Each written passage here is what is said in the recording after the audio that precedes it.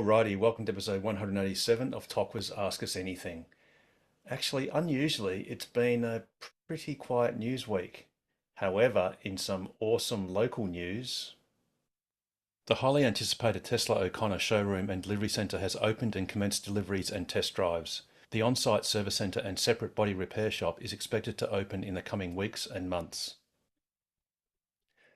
And that was this week's news.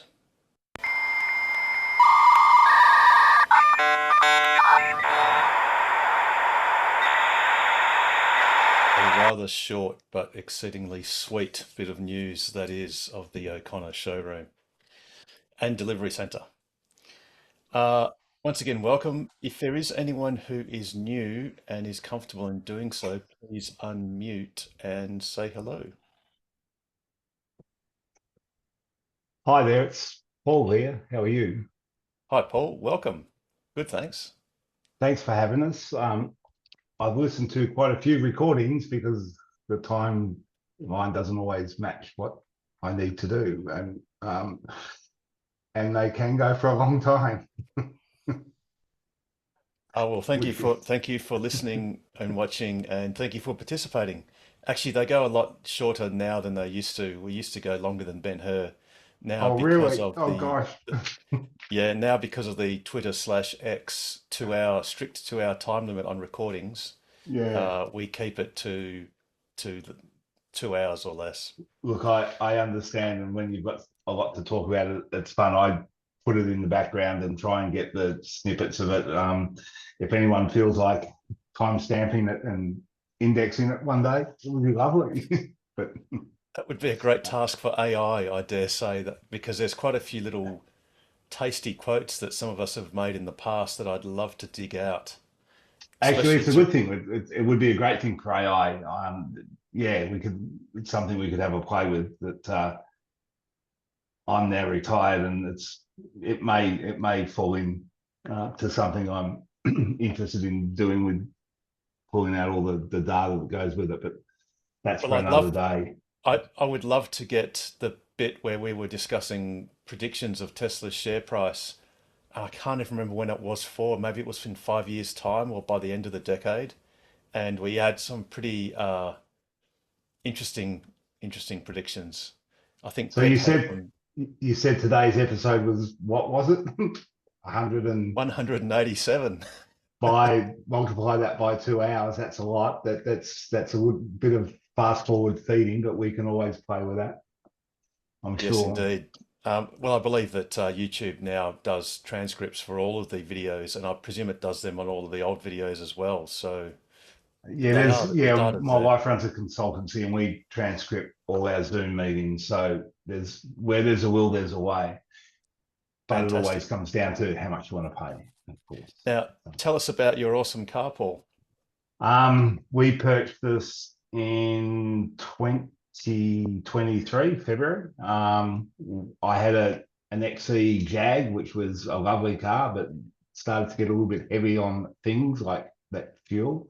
It was a 15 that started to get a bit old, so we were looking for an option. I was retiring, and so we bought we funny, my wife said, we'll go over and test drive, but I'm not flying today. Those are probably the last famous words that anyone says. So, look, it's been a dream. We purchased it with the option knowing that we were probably plus 300 days delivery at that time.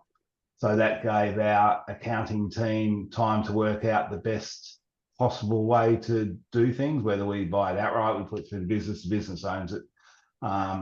The only downside to that is probably the electricity subsidy. With the EV, you don't get that with a business, but I'm pretty happy with it solar.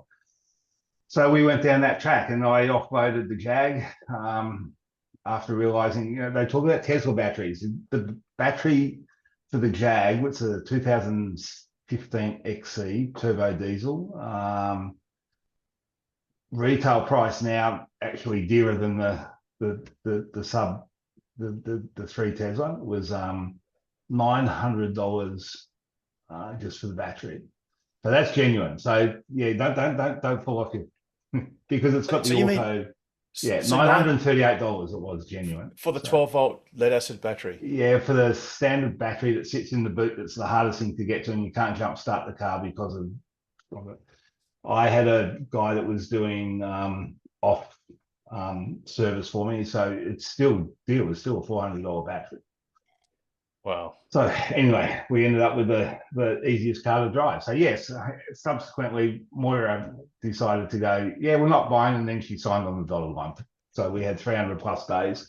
I think that the $350, I know it's a lot of money for some people, but from a business perspective, it gives you a good time to make a decision financially and tax wise and benefit wise, and it's the easiest car I've ever driven. I mean, I like it Yeah, in a and nutshell. So and the thing is, for anyone that has their own small business, or actually business of any size for that matter, or if you're in an upper income bracket and you're working for a business, the novated lease deal is almost so good it would technically otherwise be illegal. But yeah, it's based on an initiative of the federal government to zero rate compliant EVs and fuel efficient EVs until next year, but EVs continuing, zero rate the FBT, the fringe benefits tax. yeah, And it we was we such a compelling deal.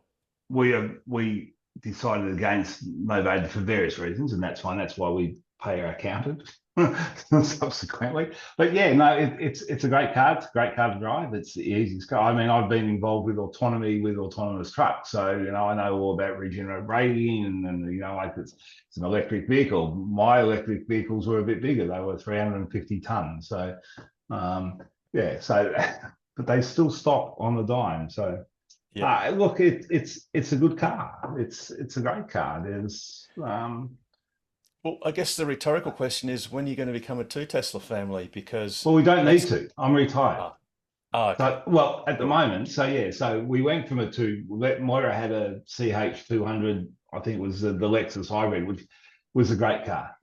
Good little buzz box. It ran on the smell of an oily rag, and we actually ended up trading it with Tesla because they came with a deal. I said, we weren't going to keep it. I said, no, I'm going to trade it. I can't get that. So they didn't want the Jag, but they wanted the little one. So I'm not going to argue about that. We may do that if we need to for another. If we do need two cars, at the moment we don't. I do the chauffeuring. But not hard. I should put it on Uber and then just charge her. But that's a whole another game when you talk about insurances and things. And I do have some Indeed, there's questions going forward, but I won't hold you up. I thank you for the opportunity to speak. absolutely. And what I'll do is invite anyone else that's new and who is willing and able to do so to say hello.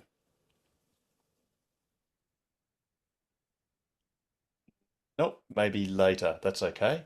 Um, all right. So we got any opening actually, before we go to opening questions and comments, I do want to reiterate just how awesome this new showroom is at 146 Carrington Street, Road Street in O'Connor.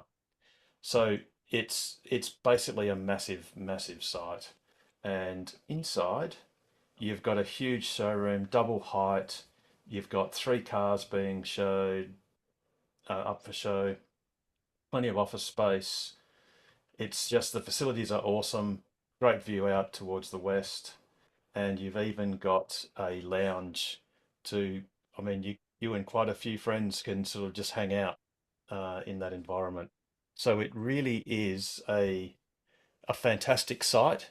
It's basically 19,000 square meters, the entire site. The retail outlet or the showroom is open now.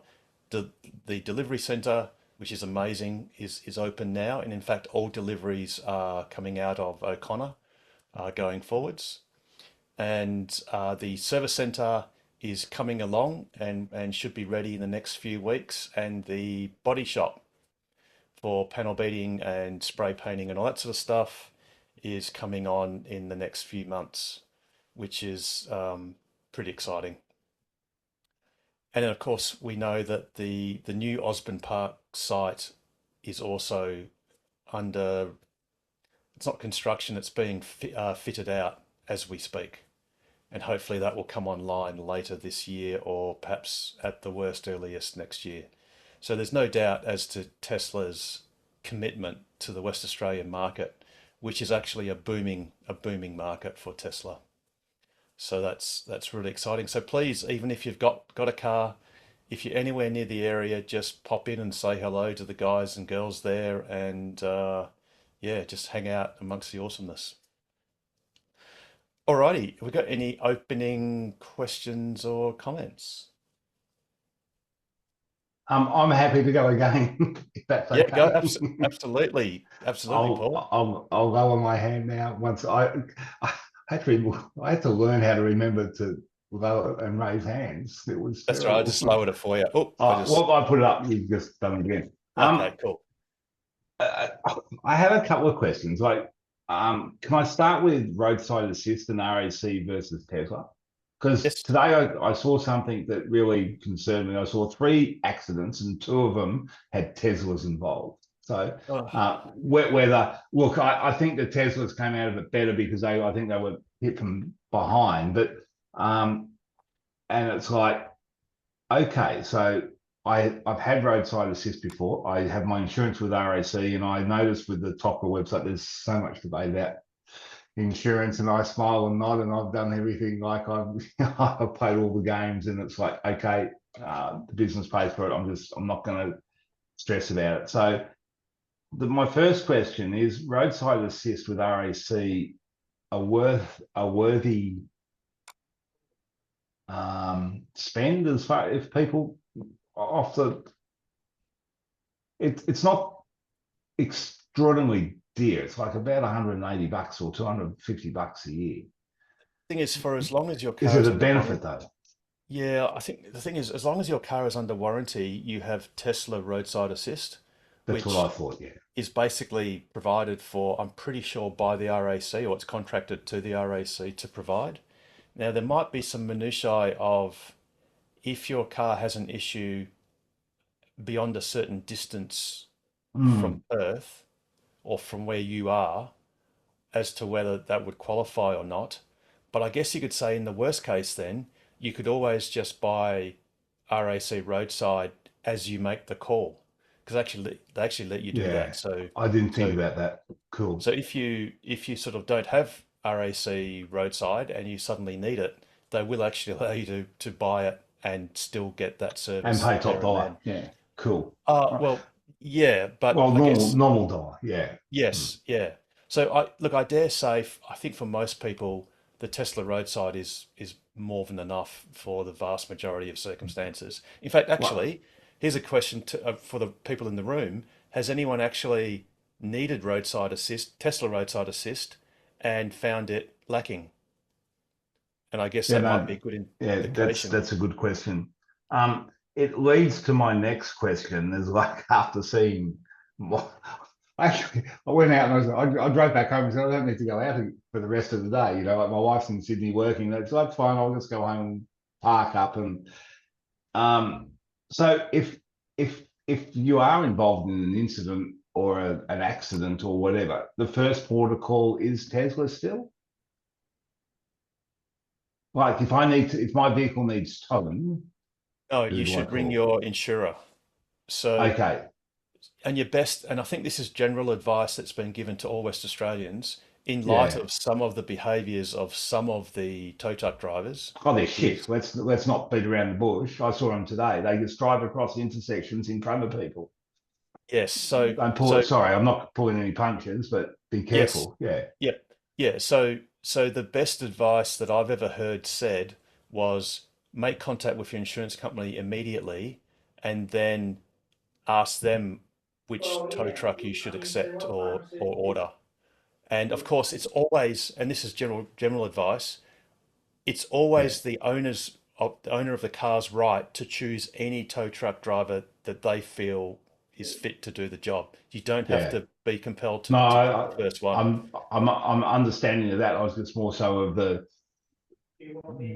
So at the moment, okay, so this answer might change in a few months' time when the Tesla body shop is in play.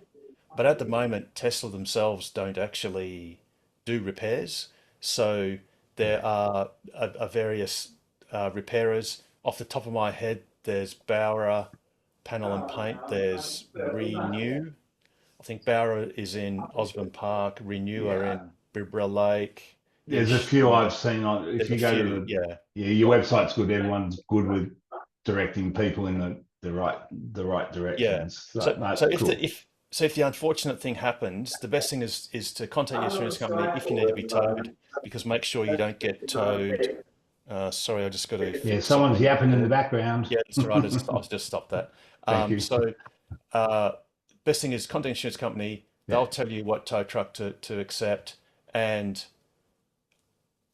I'm not sure about most policies. I think the RAC will accept you taking your car to either Renew. I know Renew is an RAC one.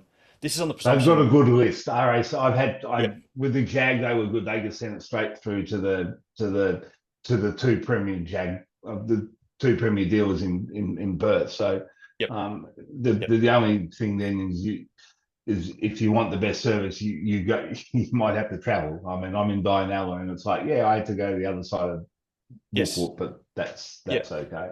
Yeah, Um, absolutely. Now, a question that I'm going to anticipate you're going to ask is, I think these days most people, when they get their car brand new, find that the RAC have the best deal.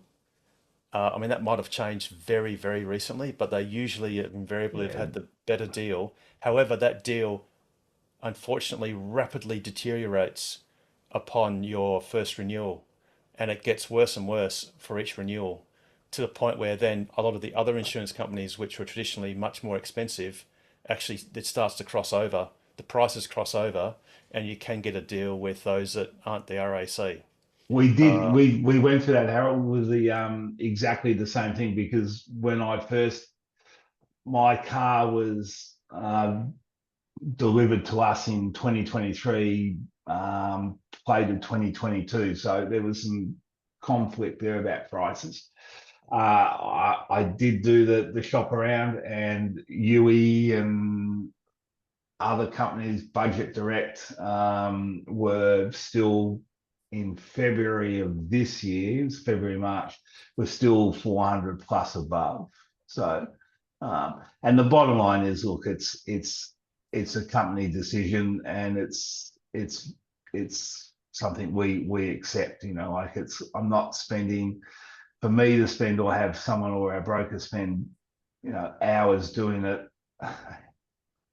How much pain do you want? Like, yeah, I mean, budgets are tight, but we're okay. They're not that tight. I'm happy to have a play, and we've had a good run with RAC. So yes, I I watched with interest the discussions between new people in the insurance, and it's like, yeah, but the Jag was the same. It fluctuated, man. It's like, I was paying 2,100 for the Jag or something, and it's like, yeah, it's yeah, the $70,000 car, for God's sake. It's like, yep, um, yeah, absolutely. can I ask Um, a couple more yes, questions, if that's okay? I yes. don't want if someone else put their hand up. Well, actually, what I'll do is I'll just invite anyone just for this moment just to jump Yeah, in if you've got a question that any of those sorry. questions has prompted. No, no, I'll, totally cool, I'll, Paul, just in case. So has anyone at the moment got another question? Or should we just let Paul go on a roll? I'll Oh, just jump in. oh, you go, Sorry. Saxon. I was just going to jump in and say, having had a recent experience with McCarthy Panel and Paint over in Netherlands, just a small repair through the RAC. I had a bit of a chat with the guy just about insurers, and he told me a story about, and I think he quoted one of the big discount insurers. They had a car in there that they were trying to get repaired, and I think the repair was around $20,000, and he'd sent that off to this company, and they'd come back and offered to pay 12. And I said, well, what happens there? And he said to me, well, that person's going to have to take their car somewhere else. I can't repair it. We just can't do a quality repair at that price. So, and this is, I guess, I'm with the RAC. I've been with the RAC for the last 20 plus years of having my license. And I think for me, there's just that security that you just never really have a problem like that with the RAC as well. So I think even though that sometimes they are a little bit more expensive, I mean, not to say that when they're like double the price, it's a value, but there is also a risk with going with some of those more economical insurers that you may run into. T's and C's, fine print.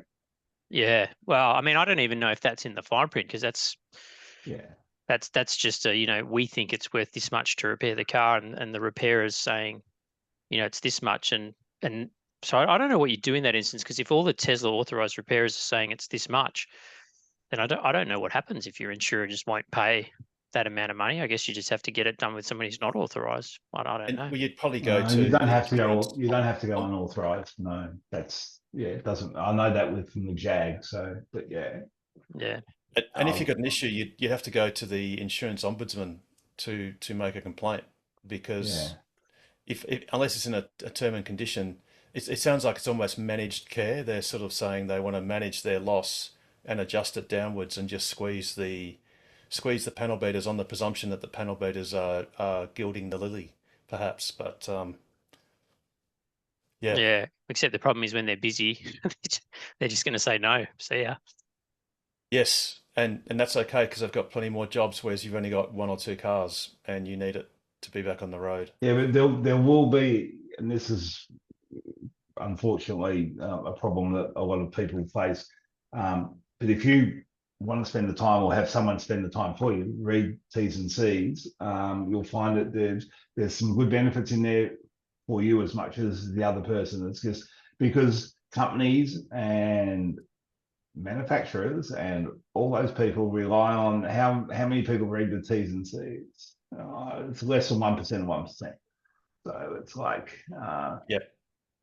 so if you delve down into page 15, you'll probably find that there might be a clause in there, and you quote, clause 15, blah, blah, blah, blah, blah, blah, and then they shut the up very quickly sometimes because you've actually read it.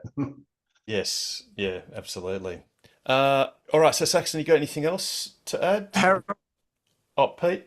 Just quickly, if I could just add, I heard someone mention McCarthy's. I've noticed earlier today, so we used to have 5 authorised repairers, Tesla authorised repairers in Perth, and McCarthy's used to be one of them.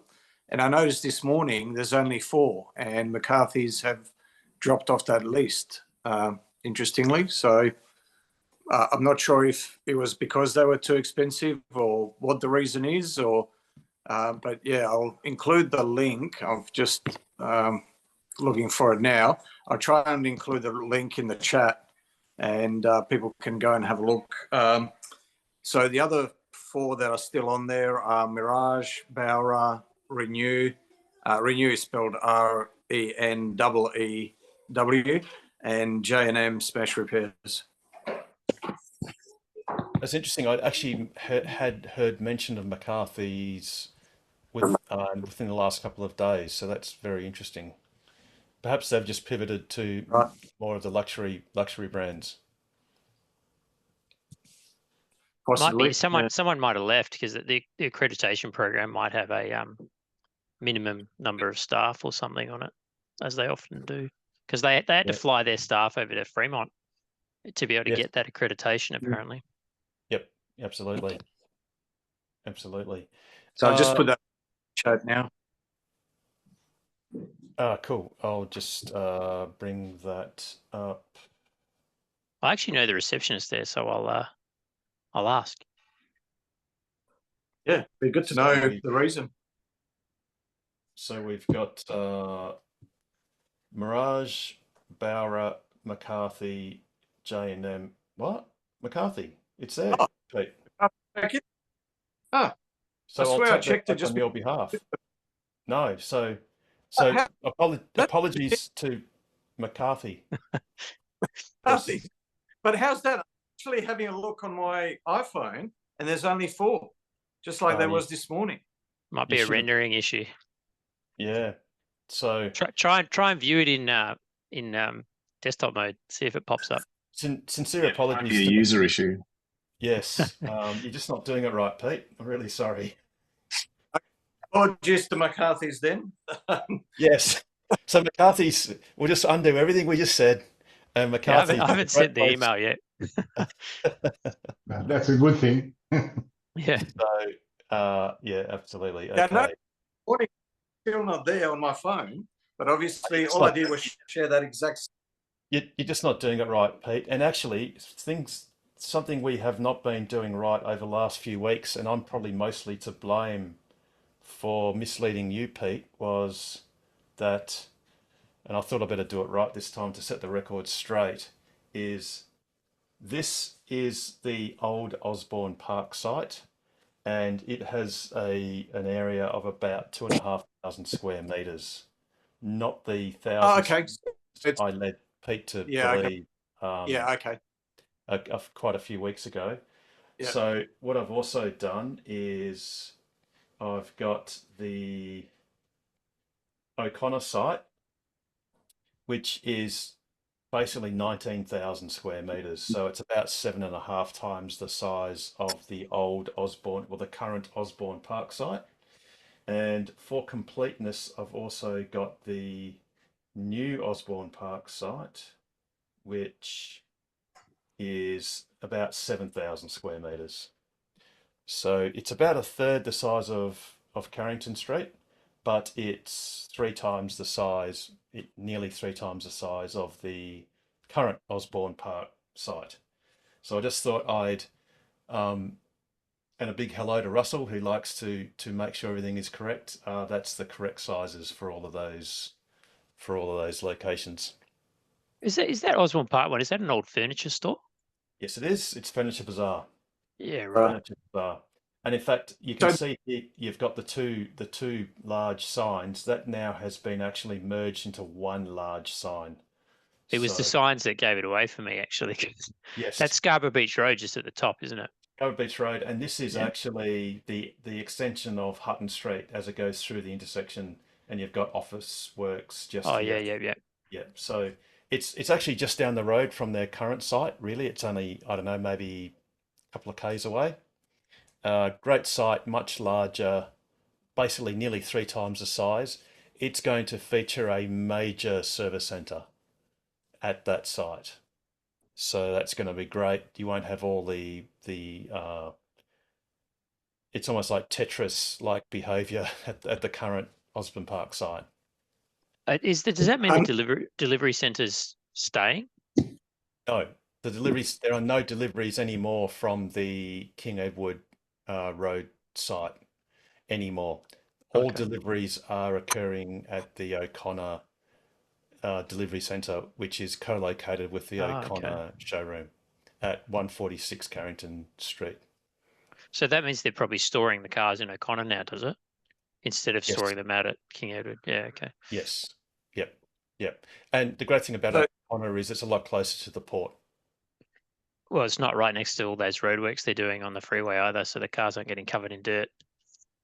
Precisely. Yeah. Precisely. It depends. If you live north side, Osborne Park was great. Yeah, couldn't agree Yeah. more, Paul. But Like to 7 be minutes. honest, I would take a delivery from Tesla, and I'd do it in Kalamunda Yeah. if that's what they said. I know. You know, Yeah. Yeah.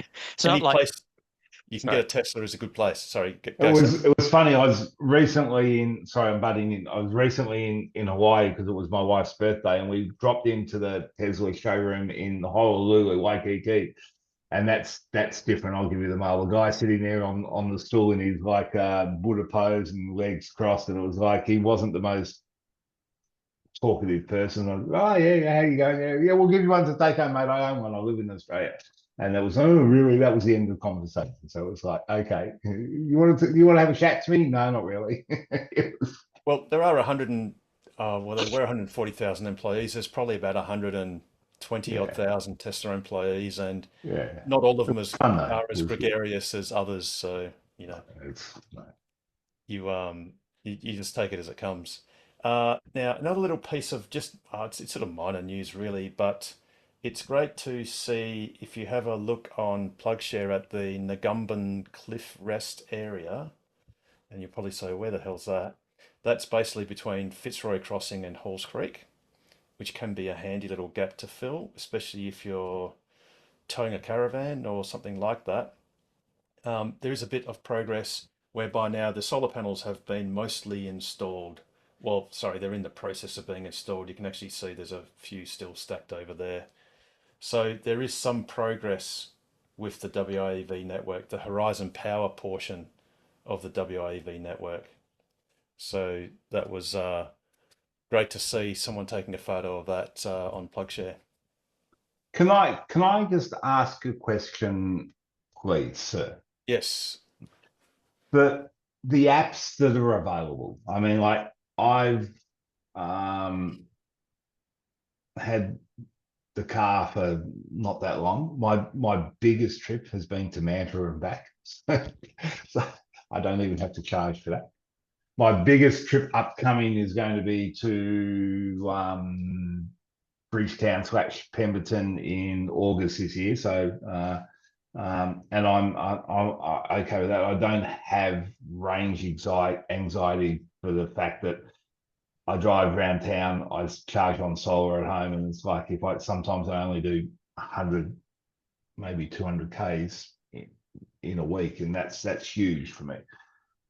I found the apps a bit clunky. Has anyone else had the I've got PlugShare, so the apps I need are PlugShare, and is it Firefox? Is it no, ChargeFox. I'm not sorry. ChargeFox. So okay, so PlugShare is basically essential. Yeah. Well, actually, it is, to be honest, because, for instance, in your car, Yeah, I know all that shit. There are some pins that appear, but sadly, the majority of them don't as fast DC charger locations. Yeah. Obviously, the Tesla will feature destination chargers, which is the AC chargers, and also superchargers. So obviously, we know there are superchargers in Karrinyup, in Perth, in Coogee, in Lancelin, Williams, Kojonup, Albany, and Margaret River. Yeah. Now, and that's great, but you really need PlugShare. Now also ChargeFox, which is Australia's largest billing provider, that will give access to chargers owned by others, because they own no chargers whatsoever. They are only the billing provider. That app will only show their charges that they manage, and they also are now currently doing a code share with the NRMA. Yeah. For which there are 0 NRMA charges in Western Australia at the moment. So that's fine. And ChargeFox, you could say, is a majority, but there are others. There are EV, there is BP Pulse, which incidentally, that's another piece of little bit of news. The at Baldivis, and I'll just bring it up. I saw that one. Yeah. Baldivis, there are actually 2 sites. There's the north side and the south side. So on the north going Baldivis site, you've got 3 150 kilowatt dual outlet tritium chargers, and on the south going side, they are currently just being finished off. I went past. They're actually more progressed than this image. The chargers are actually on site, and they'll probably be ready in the next, I don't know, very, very short period. But that again relies on the BP Pulse app to use that. Then you've got the Ampol Amp Charge app. So unfortunately, you've got this insanity of a multitude of apps. One great thing about, for example, the WAV network is, if you do not want to use an app, or cannot use an app if you're a tourist from a certain region, and your app store bars the ChargeFox app or any other app, the WAV network chargers all have universal access via a tap and go credit / debit card, which is really important. And to be honest, in most other places in the first world, which is not what Australia is as far as EV charging is concerned, I think in Europe it's actually becoming mandated that you have to have universality of access, being a debit card or a credit card, tap and go. And in America, very similar sort of setup. Oh, the States are so different, man. You pull up at a resort and they had 15 superchargers. Exactly. Yes. Yeah. Yeah, And that's in the absolutely. hills in California. It's like, Yep. wow. So unfortunately, you do need a multitude of apps. Right. I guess the best way to approach it is use charge. PlugShare will tell you what the app is or what the provider is, and then that will Yeah. guide you to which app to use. So rather than sort of rushing around, especially if you're a new Tesla owner, like so I'm talking to people who are literally either just waiting for their car or who have just gotten Yeah. their car, don't bother trying to uh, run around trying to find every possible app that you could think of, because the chances are you won't need to use the majority of them anytime soon. And you might as well just do that organically when you're on a road trip and you know that you might want to use a BP app or whatever. Because otherwise Yeah. it becomes overwhelming. But it's a problem. It's a problem that's not being solved anytime soon. It's just one of those things we're just going to have to deal with until perhaps the federal government says something like, hey, we want to do something like Europe and mandate a universal mode of access, or Yeah. what do you call it, roaming. So they Yeah. enforce Yeah. that Yeah. every Totally. every every charge operator is forced to roam to all the other networks at zero cost. I've just been in Hawaii, and it's exactly you pay $10 and it's Yeah. So unlimited. So, and you so just pick up any provider that's there. Doesn't matter yes, who. that's right. Yeah. So they'll have Yeah. effectively roaming rights. And look, that Yeah. may come to Australia eventually, but at the moment, do get ChargeFox and do get I've got them PlugShare. all, but yeah, but Yep. look, going to Pemberton's pretty easy. I mean, like the thing I found is that the Eaton supercharger at one stage didn't come up on was one of the charge boxes anyway. But the bottom line is, I know it's there. I know I have the technical term UMC, is it the 15/10? Yeah, Universal Mobile Connector. Yep. yeah, and I also have I think there's a destination charger where I'm staying, so I'm not planning on doing a lot. So I understand that, but it's just it's clunky. Yep. Well, like I said, welcome to, I guess you'd call us, I don't know whether you call us the second world or maybe we'll call ourselves the second world, whereby it's all just haphazard. Yeah, By the way, in Bridgetown there is an RAC. I grit there's my one in teeth. Bridgetown and there's one in Pemberton too, and I think there's one at the Exactly. resort I'm staying at, so I'm happy with Yeah. that. So Plus, I have so my cable, and I'll take 30 meters of extension cord as well, so it's not hard. no. So unfortunately, I grit my teeth saying that it's a tritium, and I don't want to be mean to tritium, but they just don't have a great product, unfortunately, and that's Yeah, only via bitter experience. But yeah, you've got charging options. If you're going just to Bridgetown, in fact, you could probably actually, if you're only driving to Bridgetown, you would no, I've probably got to have go no to home Pemberton, and drive, then I've got to go to drive back. Mansion up, and I've got a little Oh, bit well, of travel, but Management not Up, a lot. there's a WAEV network, Yeah, 150 kilowatt Chem Power unit. yeah, I'm not sure if that's actually still showing as being offline. I think that might have returned. Now, this is a pro tip too. If you do see, in particular, a WAV network site that appears as being offline, yeah.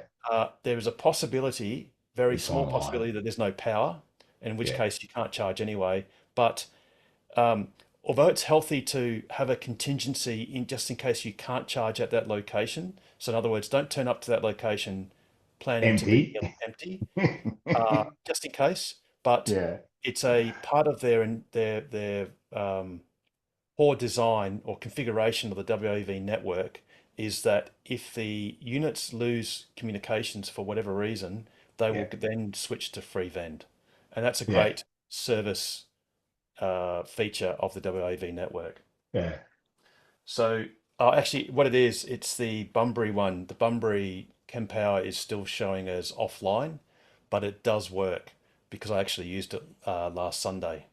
Oh, actually, speaking of last Sunday, there was a little electric go-kart tournament held, apparently. I unfortunately wasn't there. I'm just So, going to butt in. I have to bolt, and I need to thank you for all your oh, time no because worries, Paul. I need to catch my wife who's in Sydney and about to do some stuff over there. Excellent. So, No worries. Well, thanks for joining us, and please feel free look, to I'll join probably us jump again. on next week because I've got some questions about spare tires. So, Excellent. No worries. All thank right. you Well, all for your bye next time week. and apologies for leaving early. But No yeah, worries. Very good. ciao. Thank you. Okay. Harold, now that the subject of tyres was mentioned briefly, can I ask a question about my tyres, please? Yes, David. I'm just about to replace mine. They've done 66,000 K. And I wondered whether I should stay with the Michelin Pilot Sports or if there's some other brand that's better. I don't do a lot of long distance, high speed driving.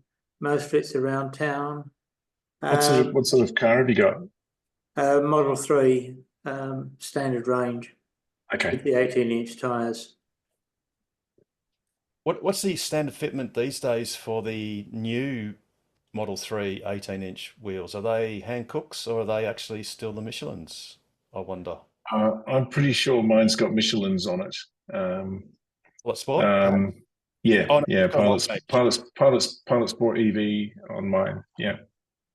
Your tyres, Ken, are they 18-inch or are they the 19s? No, they're standard Standard poverty pack white wheels. Yeah. Yeah, look, David, I think your question, the first part of your question, I think was the key. I think you asked if there was anything better. Now, if the question's better as in better performing, I dare say the Michelins are probably going to perform the best. Yeah. If your question is, are there cheaper tyres? There probably undoubtedly are, but you'd have to do a bit of research on seeing what size equivalent alternatives there are. But look, I don't want to say $50 and find I've got tyres that are useless. So well, in that case, I think, look, the easiest no-brainer is probably just to stick with the original equipment, because Michelin have a very long-standing reputation of having excellent tyres. I found it interesting. You don't need to get them from Tesla though. Tesla Yes. do have a OEM version which allegedly is quieter, but in my experience, there's no difference at all. I bought my last sets of tires just from my local Tire Power, and they've been significantly cheaper and quicker than Tesla. And in the Michelin, you can either go the Pilot Sport EV or the E Primacy, whichever they have available in stock. They're largely the same, in my humble opinion. Okay, I took my car into Tesla the other week to have some work done, and they were talking about $2,000 for the tyres, the 4 tyres and alignments, which seemed a tad excessive. So I don't know. The other question, which is associated with my wheels, I've been a naughty boy and I've hit the curb a few times. And is there anyone that, I don't know, can refurbish them or skim them or whatever? Pete, do you have that rim rash company to mind? So I've actually spoken to Tesla and asked them if there's anyone they recommend. And the only company they seem to recommend is Alloy Magic in Wangara. So yeah, depends on, I would say it depends on how extensive the damage is. So if it's a proper rim scratch or worse, you know, a bit of the alloy is missing because it's been gouged out, then definitely maybe get a quote from Alloy Magic. But if it's just a very small surface scratch, then you could look at some of the touch-up places. There's Andrew from Smart Finish who will come out to your site. I've used him. He's really good. And there's also one of our top core members has his surname's Ross. His first name escapes me now. Mental blank. But yeah, he started doing some rim repairs for members. So I think him and his brother are just sort of doing it out of their garage. But yeah, they've repaired some of their own rims and are happy to help some others as well. Okay, do you know how I could get in contact with him? if you just search, if you go to our Facebook page, our Tokwa Okay. Facebook page, and just maybe search rim repairs or rim rash or something like that, or maybe just scroll through some of the recent posts, you might see it, or even put up a post of your own. Maybe just say, I've heard one of the members is repairing rims for members. I can't remember his name. Yeah, please help if you're out there. Okay.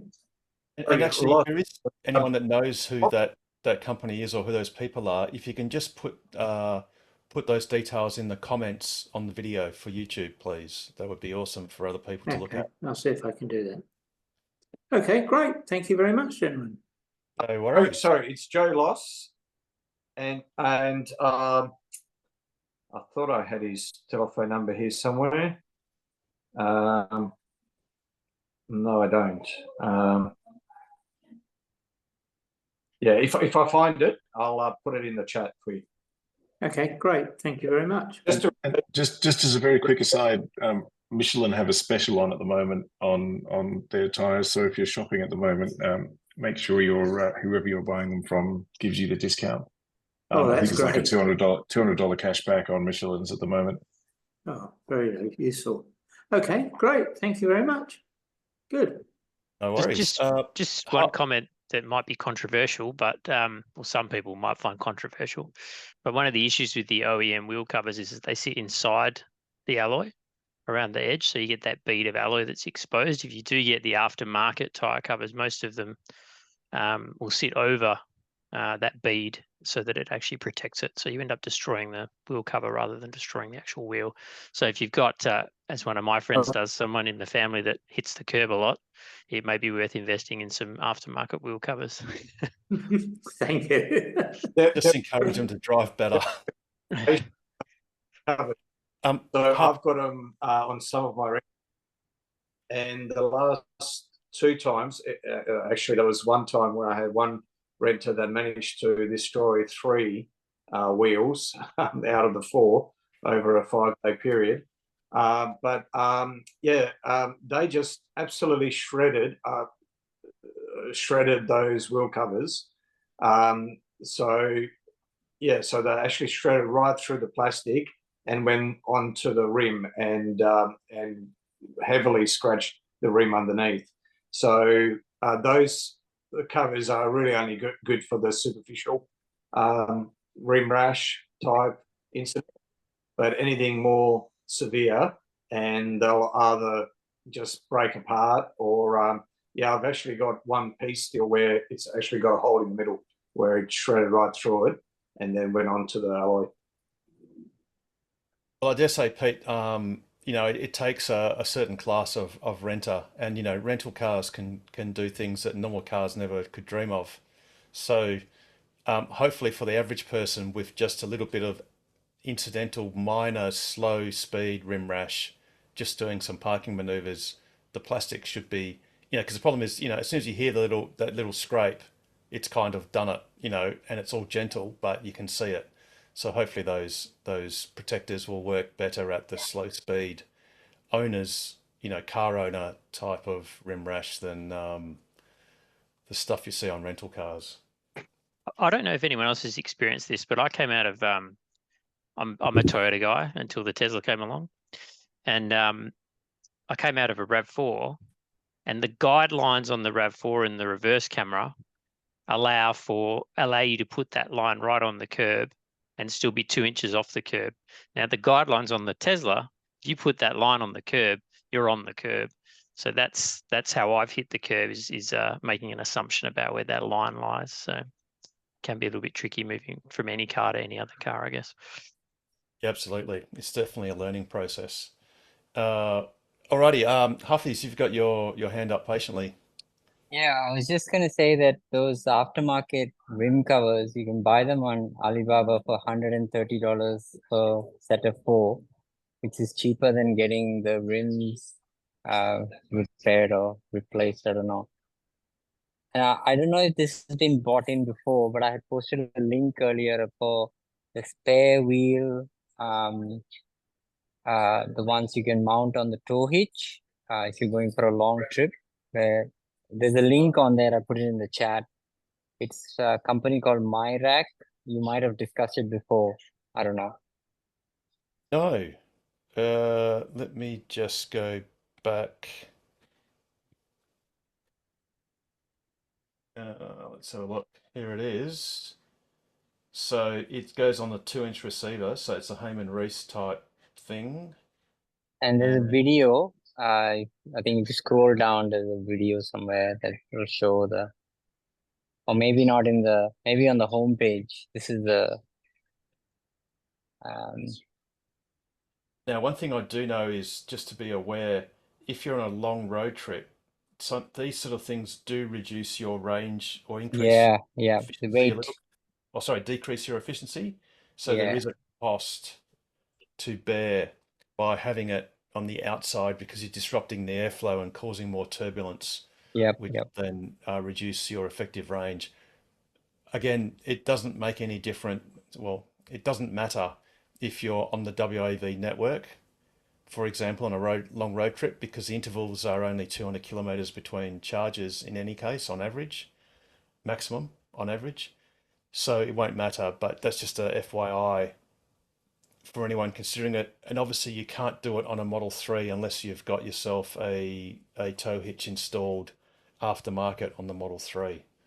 But it's certainly convenient. I presume this one will, yeah, it will fold down so you can open the There's boot. I think there's a picture on their Facebook page or something which has a Model Y, which they fitted this. I couldn't find that. Someone else had shared this with me. And so I had a look. But it looks, if you want boot space inside, if you're going on a long road trip with family, this sort of works out. Yeah, well, something I can also recommend is, I mean, some people are buying full-size spares, but you can get the skinny spares as a bagged kit, which has, in fact, Tocqueville Modern. has ordered. No, well, Modern Spares is one, and in the United States, it's actually not a bad price, but once you land it in Australia, it starts becoming quite horrendous.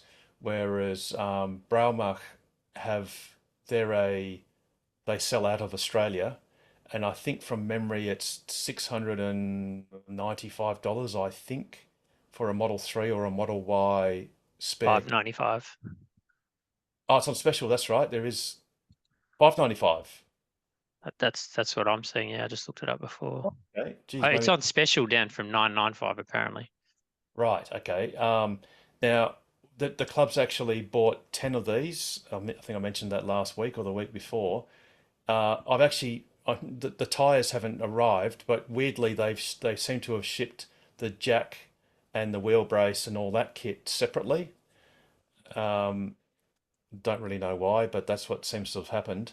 And I can report that it's basically the equivalent of the modern spare kit. In fact, it has the same jack. It actually has a jack pad as well, and has the same wheel brace with 3 different stud sizes, which is handy. And you've got sort of like it's like an extendable wheel brace, which basically is a 3/4 inch socket doodad that's extendable. So the Braumach by all reports, a high quality product, and that's a skinny spare in a bag, which means it's all self-contained and a bit more convenient. But also, They, by all they are means, rated to 80 kilometers though, aren't they? Not the I modern spares think 110. I think so. Yes. Small So price to pay for them.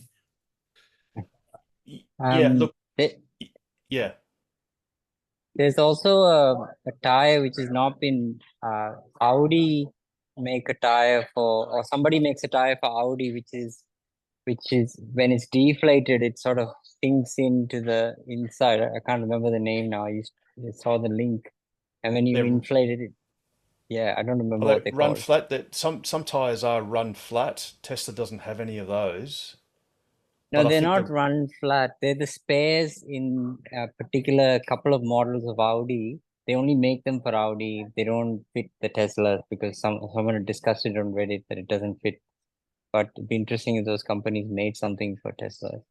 Because it goes down really flat and you can possibly find some room in the sub trunk or wherever to put it because it's really compact. Because it goes to the size of just the rim, basically.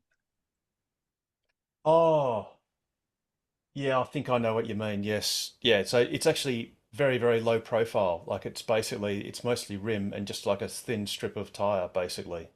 I think, yeah. Its speed is limited, but it is very compact.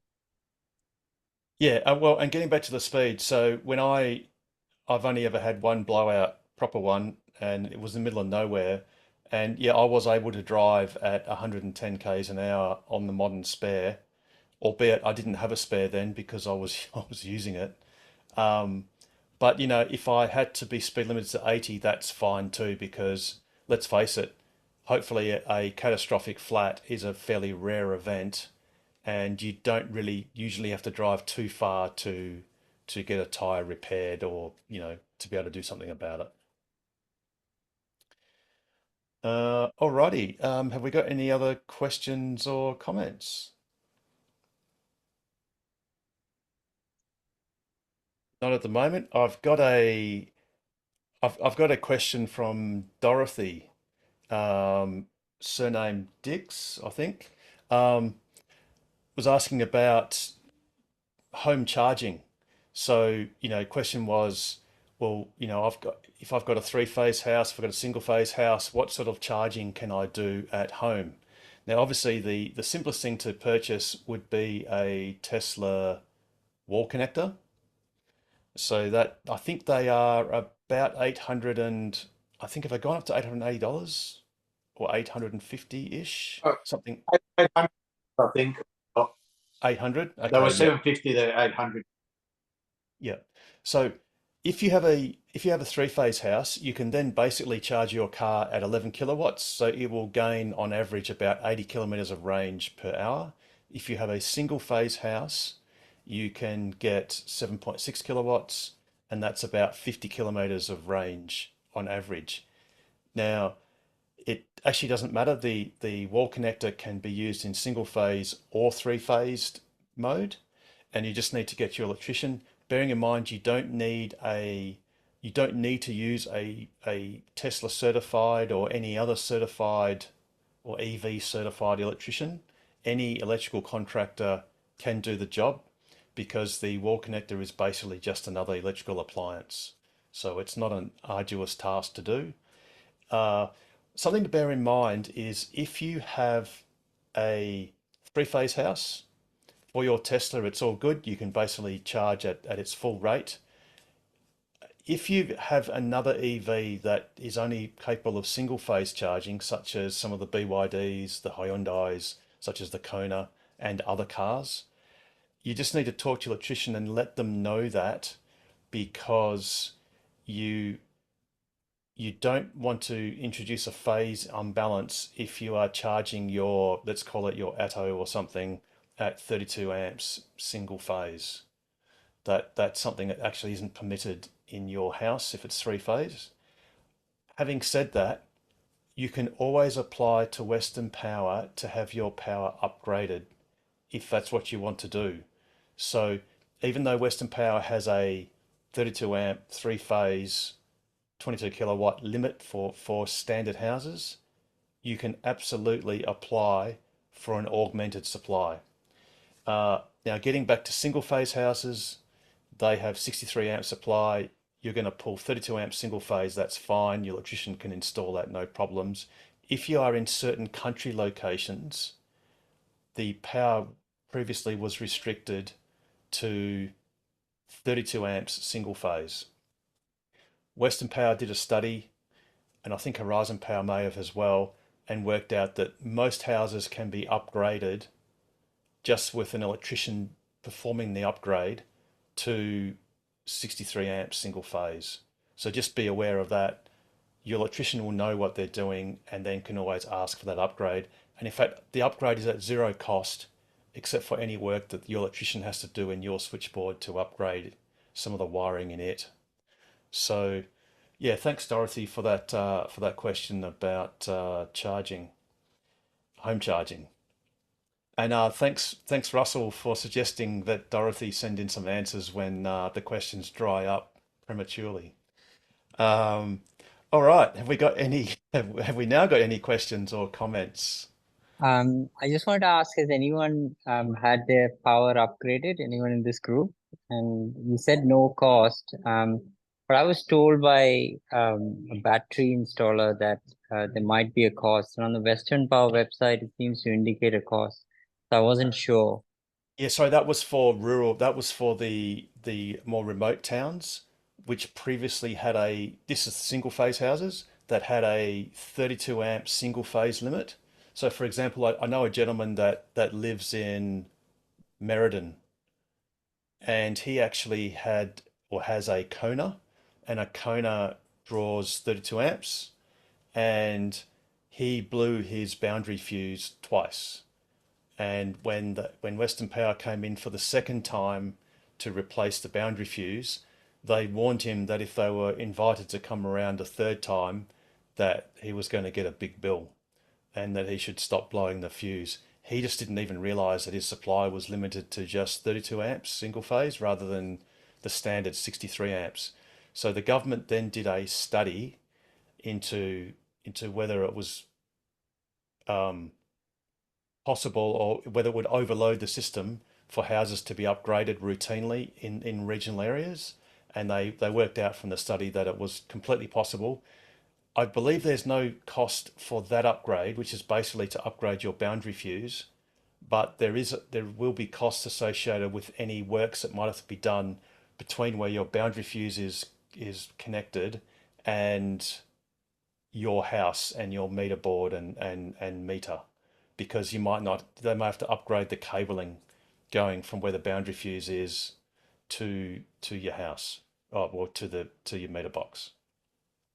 But if you're in Perth and you want to upgrade your power, you have to apply for it, and yes, there is a cost.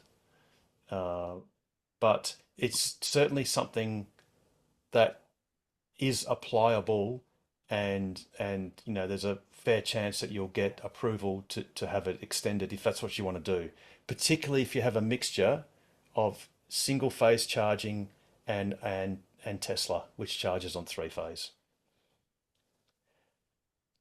A good way to remember it is anything that's behind the meter. So, um, you know, anything that is on your side of the meter is basically your infrastructure, and anything that's in front of the meter is essentially Western Power. The meter itself is a funny one. So if you have to upgrade that meter, you have to pay for it. But even though you pay for it, it remains the property of Western Power. So, Yes, so absolutely. that's yeah. I think I would need to apply to have the circuit breaker next to the meter upgraded, because it's 32 amp, it's a three-phase house, and it's if there's two cars charging, there is an issue. So Now what you should do is, do you have, and I'm going to come to your question, Paul, in a moment, do you have two wall connectors? no, I have got a Zappy and just the Tesla. Yeah, okay, right. Yeah. Yeah, okay, fair enough. Okay, Yeah, but might be if a way. so where you're going with that is, if you have you got the Tesla portable connector as your second charger? Yep. Right. So yeah, the key problem there is it's only a single phase charger. So if your Zappy is pulling 16 amps on all three Yeah, phases, and then you draw another 32 on one of those phases, that's going to be a problem. So you could either get a second three-phase charger, and having two Teslas is kind of close to the limit, but you'll be okay. But yeah, the problem is really just that you're pulling an additional 32 on the single phase, so that's what's pushing it over the edge. Yeah. The other thing you can do is, okay, if putting aside your system, Huffies, because you've got a Zappy, which is its own particular thing, you should investigate on the Zappy, because I presume it must have an external meter. So is to set a dynamic power limit for the whole house so that it abides by the rules, that it will not allow itself to provide power to a Tesla, such that that power would violate the total power limit of the house. So you set the upper limit. If you've got three phase, you set the upper limit of 32 amps for any single phase. And what should then happen is the Zappy should effectively stop charging a car if you are charging the other car on an uncontrolled charger, which is, you know, the single phase charger. Yeah. Now, if you're coming on a fresh install and you intend on having a convenient 2 Tesla family, then Wall what you connector. ideally would do is buy 2 high power wall connectors from Tesla, and these ones are connected via Wi-Fi now. There's no physical connection between the two, and you link them together, and then you configure the combination to have a maximum power output. And that could be, for example, 11 kilowatts, say. And what happens is you can both plug your cars in at the same time. And I think Tesla still does this. They will actually titrate the current or the charging effort between the two cars such that both cars will basically finish charging at the same time, even though they have different charge levels in them. So Okay. the one that's more Yep. empty, it'll give it more charge, and the one that's fuller, it'll give it a bit less, so that in the Yep. end they ultimately both finish charging at the same time. Now that's if you're starting a new ecosystem, Yeah. but in your case, Huffies, you've invested a lot of money into the Zappy, so you're best on that principle Yeah. to make use of it. Otherwise, it's kind of becomes a waste. Yeah. But then maybe just moderate the charging on your UMC with the adapter down to say 15 amps. Yep. Although the problem is if you've got one charging 11 kilowatts, that's 16 amps. And then if you've got 15 amps, that's 31 amps. And you only need something else in your house to In the draw more than a house few amps. And then to trip. your main switch, which is actually now by law, on new houses, is a circuit breaker, will just pop. And Do you need to charge both at the same time ever? No, never. Hardly. Because my wife drives a Volvo and she only does like so she only charges every 3 or 4 days. So it's never a major issue. It's just like stating a first world problem. It's never a serious Yeah. issue. well, does the Volvo have an ability to delay charging until after hours or something like that? It does. And you can control the amps on the Volvo. Yep. The problem why I got this Zappy was the Volvo was the first EV and the Tesla was added later on. Yes. Yep. Yep. Look, maybe just I'd be inclined then to do what I do currently at home, which I only have one charger at home, but the lead is long enough to go between the two cars. So you just pick a car to charge at any time, and then once it's done, you just go to the other one. So that's probably a good way of preventing unexpected The trip. behavior. Yeah. And you're Thank you. Thanks a lot. No Thank- worries. Paul, you've got your hand up and you're muted. Again. Yeah, I'm back. My wife's in Sydney doing some work. It's a bit of a basic question, but like my biggest travel so far has been Mandurah. So I'm doing some down south stuff in August. So what is the must have from the group people here? I mean, like I have the car, I have the UMC charger. I don't have a spare. You know, and I see all these things on, and I'm sure you all understand there's so much stuff available out there, and Okay, yeah. there's So so the much essential- advice from so many people, and it's Yep. like I could Well, spend $10,000 here's the tomorrow. answer. Yeah, here's the answer. So if you're doing sort of medium term road trips, so you're going sort of deep to the southwest, one thing that's useful is a type 2 to type 2 cable. Okay. So the reason why it's mostly useful is, for example, there are some shopping centres that have charging, which can be convenient. Some of it's free, which can be problematic, but it can be useful for opportunistic charging. It's also very good at, in particular, the WAEV network sites, which, let's face it, cover a lot of Western Australia. That was my biggest those- question. Yeah. Yep. So they use the Type 2 charger or outlet as a backup to the DC charger. Yeah. So that's always good, because So go and buy one of those.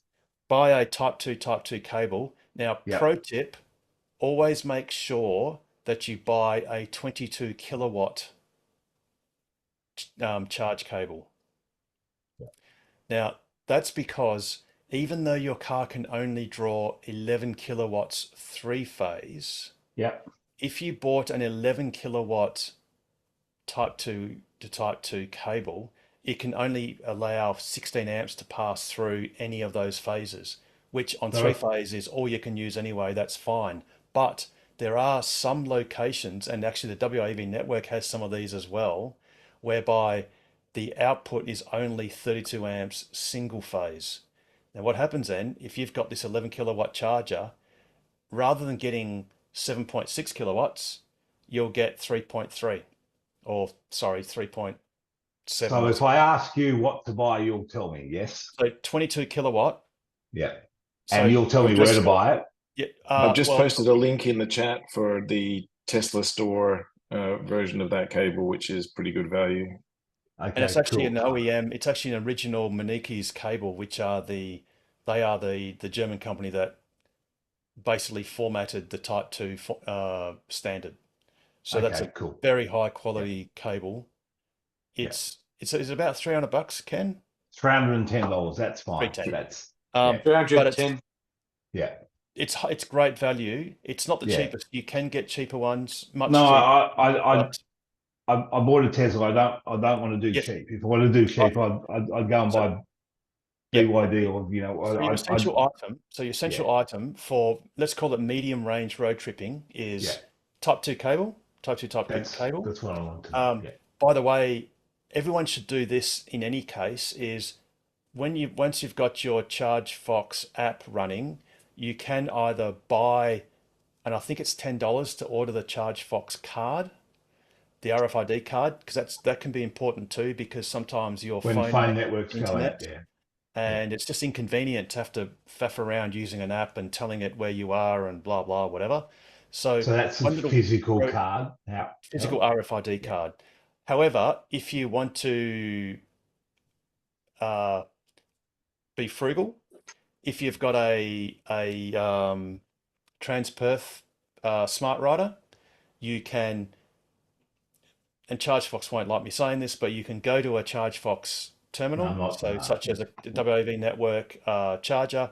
You ring ChargeFox, you tell them where you are, you badge your Transperth card on the RFID reader, for which it will ignore and say that's not a valid entry. You then ask them to tell you what the serial number is of that RFID. Too much hard work. Yeah, and then you write that down, and then you add it to your account, and you can do it via your app. Okay. Another pro cool. tip is, if you've got one of these ChargeFox cards which has a serial number on it, you can enroll that in some of the other apps, so that you can use the same token, because a token is just a serial number. So that way you don't have to, again, have like this compendium of RFID cards, one for every vendor. You can basically cross-pollinate them so that any one card works on all the other vendors' machines, basically. So we've got the Type 2 card, we've got the Type 2 cable. RFID card is just a convenient thing, and also not all locations have great internet. Some of the underground ones, I don't know about Karrinyup, but if the EV network card, it can be an EV network charger in the underground car park, that can be a bit iffy sometimes. So get an RFID card. The other thing you can do is get yourself a puncture repair kit, which is that unvulcanized rubber slugs that you insert in through where the tech screw was, or nail, or echidna thorn or something. So that's a great thing to get. You can get them all over the place. Super Cheap Auto has them. They're only a few dozen dollars. of course, the next thing that complements that, that's probably even more important than that, is a self-powered or a 12-volt powered air compressor. So Yeah, I was going to ask about that. So it's like, yeah, because I still pull into the petrol station, as you do.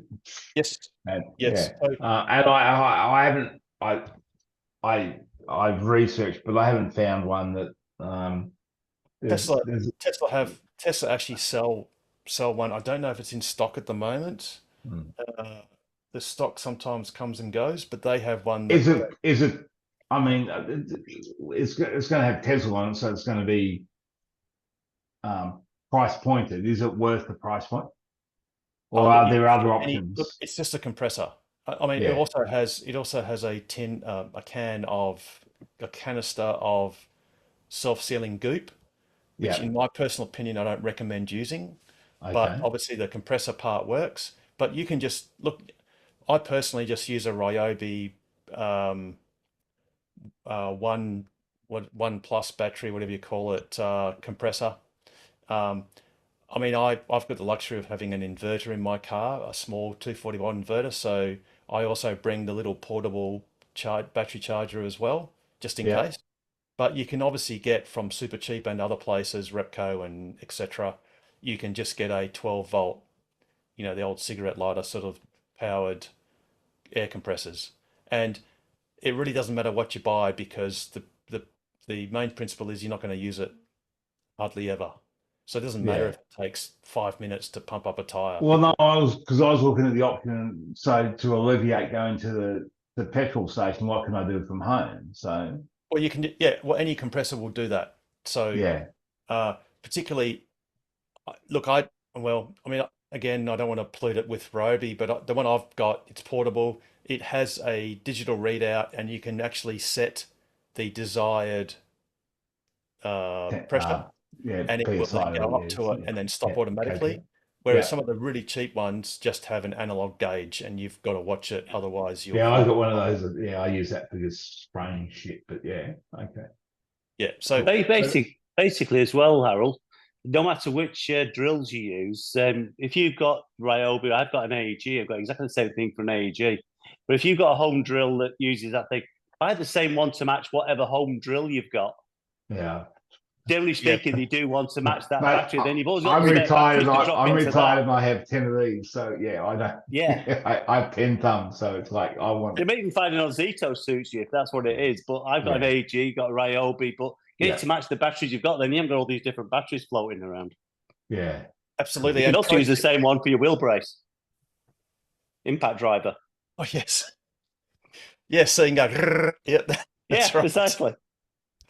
Very Harold, good. can I be rude and ask one more question, please? Yeah, go on, and then we're going to go to Trev. Sorry, Trev, I won't hold you up. Don't look at me like that. I just Charge your- HQ. What's people's gut feeling on Charge HQ now?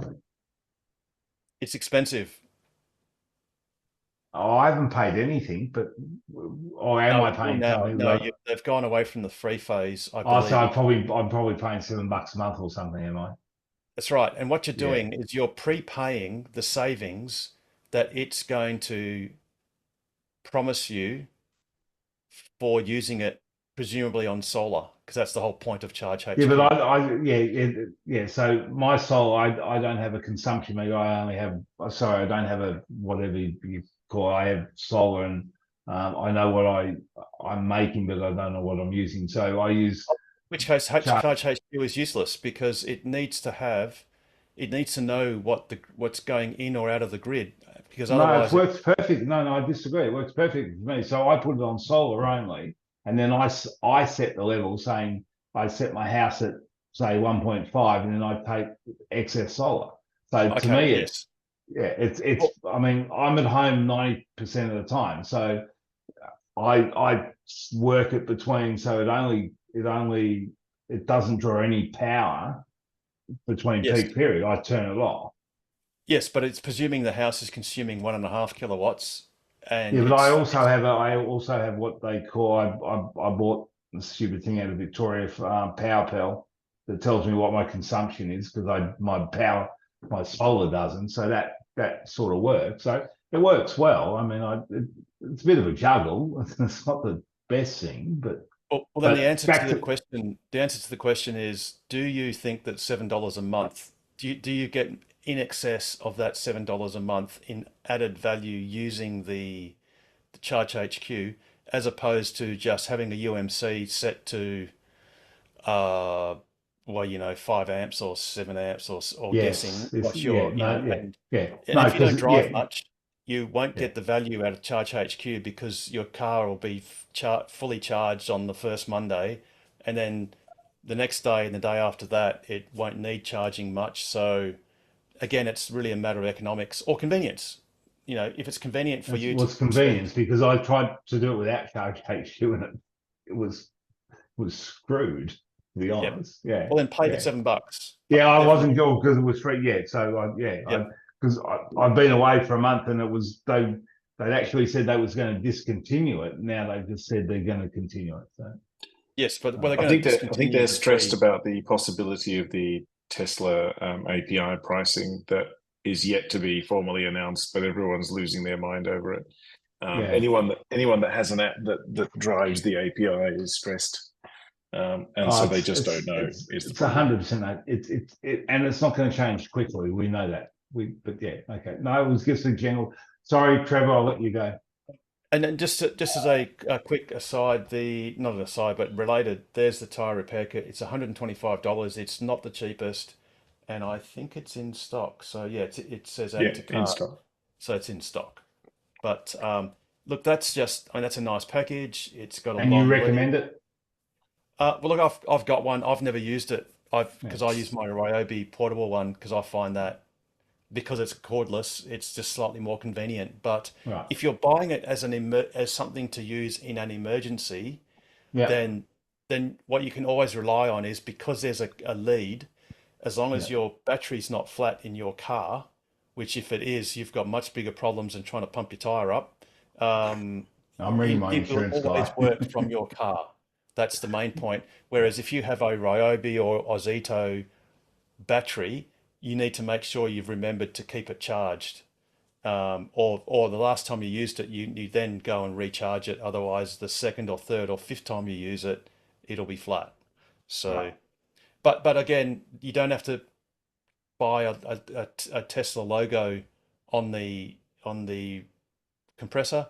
You can just go to one of the car shops and buy a insert name here for a corded compressor. But just look at the features of what's nice is if it automatically turns off at your desired pressure, so you don't have to watch it.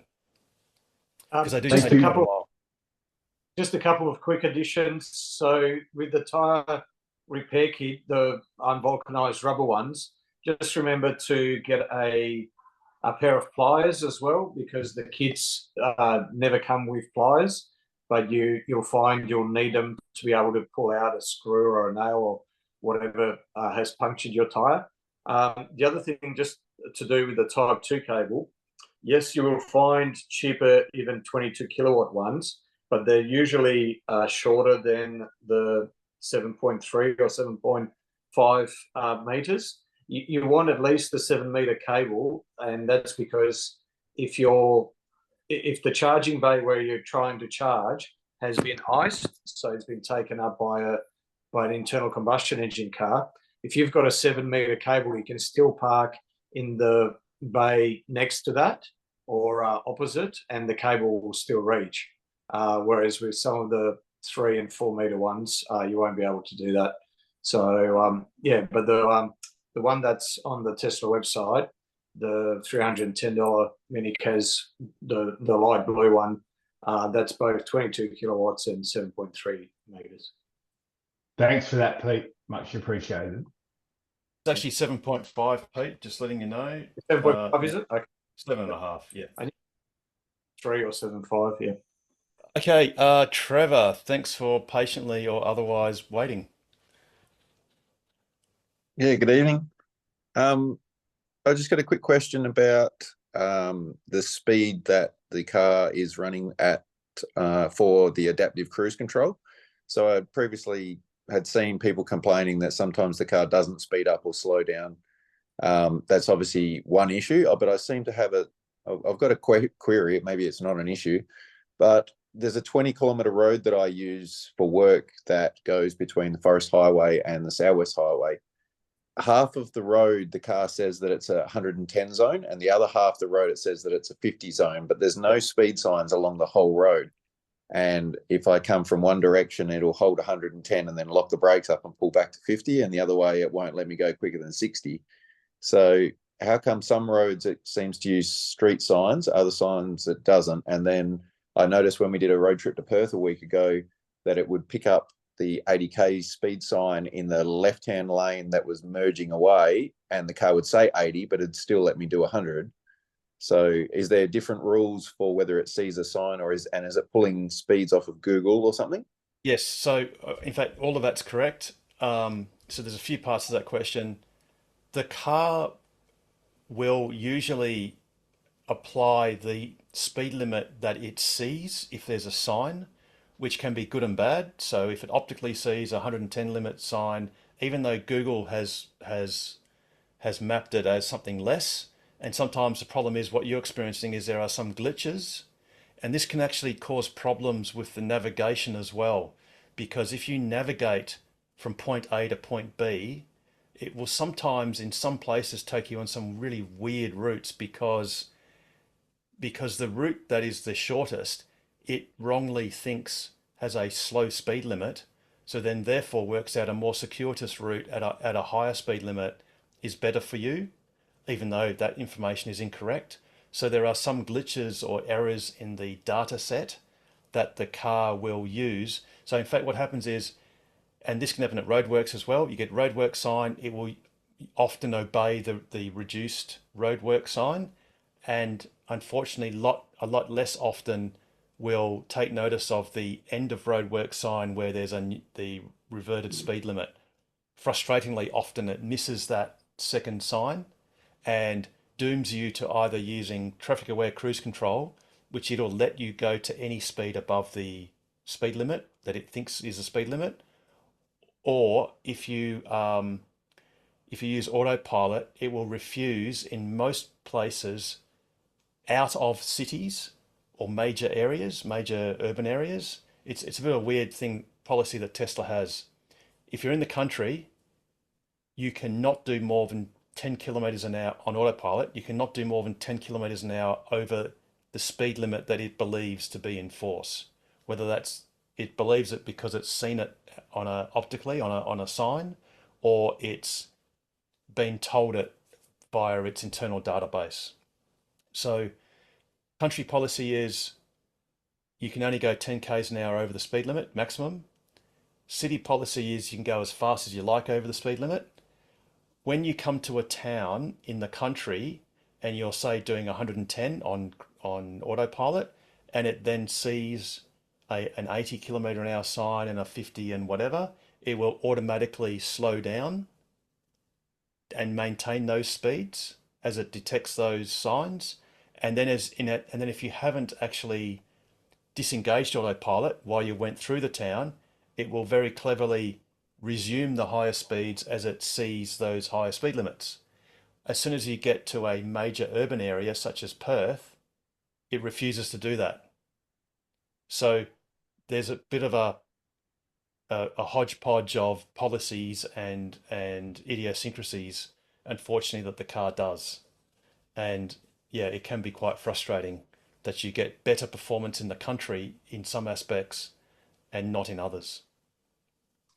Just the first part of your question, Trev, where you said that sometimes the car speeds up. The car refuses to speed up. So there is a button under the Autopilot settings that says current, and what that's good for is rather than set cruise control or pilot or FSD on, rather than it defaulting to the speed limit, it will do whatever speed you're doing at the time when you're engaged, any of those three driver assist. So, and it's quite handy because let's say you're on a freeway and there are some roadworks, or let's say traffic jam, and you're going 40 kilometers an hour, you turn Autopilot on, and and let's say there are no cars in front of you anymore, it will try and speed up to the speed limit, which can be unnerving for some people, especially if you don't know what the car's doing. So selecting current speed, it will just continue to do whatever speed you are doing, and then you can manually increase the speed with the right scroll wheel, just as you do with. You can also do it with a long tap of your stalk if you've got a Model Y, or if you've got a Highland Model 3, you can You have to do a double long press. No, you double press one of the buttons. I think it might be a long press of the autopilot button. Yeah, one press does the adaptive cruise, and the double press turns the autopilot. Yes, but I think I infer that if it behaves the same as the stalk system, if you just, okay. while you're in autopilot and you're at a slower speed because you've done what Pete suggests, Yep. and your speed, the speed limit indicator is higher than your current set speed. If you do I think if you do a long press of that autopilot button, that Okay, it'll will lift you up. Yeah. lift you up. Yeah. But if, What, as you've seen, Trev, if the speed limit sign is ridiculously low, such as 50 in 110 zone, you're snookered. At best, if you set the maximum offset to 10 k's an hour, that's all it will accept you do in the country on autopilot. Yeah, I don't mind if Pete's method of just being able to go set it to the speed that I'm currently doing overrides those speed zones. I think that'll be my workaround. No, it only overrides them on the low side. It doesn't override on the high side. Oh, okay. So snookered either way. Yes. yeah, and it what can you be do very frustrating. is if it's reading the correct speed limit, and if you want to go to that speed limit rather than having to go up with the scroll wheel. So if you go fast with the scroll wheel, 5 kilometers an hour at a time. If you go slowly, it will do 1 at a time. But you can actually just on the screen on the speed limit button, it will be the sign with the actual speed limit sign with the red circle around it. If you just tap that, it will automatically increase its speed until it reaches that speed. Yeah. Okay, but neither method's going to get me a faster cruise control speed in that one section. Maybe I need to ask Google to lift it. Yes, that's right. So if there's a glitch in the database, and I've been on roads that do exactly that. In fact, Pete and I were unable to say on our laps that we used autopilot 99 point whatever % of the time, because there were some frustratingly long sections of road whereby it just suddenly says, no, you can only do 40 or 50 or 60 k's an hour. So we've had to then manually drive the car, at least on cruise control, while steering, because we weren't prepared to sit there with our foot on the accelerator trying to control our speed while it was an autopilot. And again, the thing too is if you're an autopilot and you override the speed to go higher, you do get that notification, that warning that says that autopilot won't automatically stop. Yeah, that's basically what I've been doing. Just leave it on autopilot through there and just accelerate a bit. And I sort of go through there at about 100 anyway, so hasn't been a big problem. But yeah, I was pretty shocked the other day when I came through the other way, because I take different directions depending on who I'm carpooling with, and I came through the other day at 110, and all of a sudden it just stopped on me. I thought, wow, that's really pulled me up. And then I thought it must have been a sign there that I missed, and then I checked it again the next day and realised that I was thinking it must be on a database somewhere, but I don't know where. Yep. What's also frustrating is quite often on that trip around Australia that Harold and I did, especially in the Northern Territory, there'd be roadworks, and there was one section where they seemed to be almost every 5 kilometres, but there'd be a 40-kilometre speed limit sign around roadwork. But then they would always fail to put a end of roadwork sign. So as far as the car is concerned, it's still 40 kilometres an hour. So it would never revert back to, well, what's in the Northern Territory, 130? Places, yes. Yep. Yeah. All right, no worries. Thanks for your help. I just one extra comment too. I did hear it come in a bit late, but I heard I think it was Hafiz mentioned something about an Audi spare wheel. So I was googling that while I was waiting for my turn, and They're actually quite an interesting looking spare wheel. They're like a 14-inch rim with a really deep cutout in the center, and the spare's kept flat in the car, and the tire basically collapses within that. So you've got a 14-inch spare that then pumps up to 18-inch. So they're something different. Oh, so They you need to don't make actually them like, for, yeah, they don't make them for the Tesla. It I said don't think you Porsche, can, BMW, Mercedes, Audi, and a couple of other European brands. and you can't buy them separately. You've got to, it has to come with the car. Like you have to buy the car to get it. That's what I Well, understood the going through the website that I website. saw was selling them for 450. Oh, wow. Great. all right, there you go. Yes, I wouldn't want to buy a whole car just to get the spare. That's a bit wasteful. Um, oh, now actually, another bit of good news too is that it's called the Tennant Creek NRMA charger site, or it's actually at the Three Ways Roadhouse, which is at the turnoff on the Stewart Highway, and you basically go east towards Queensland. It actually has finally, several months after Chris Bowen declared it open, has now finally opened a few days ago. So that's great to see. They are two ABB Terra 180 kilowatt chargers, which have finally been powered up and working. So that's great for anyone that wants to do a long road trip. So they're slowly and incrementally installing.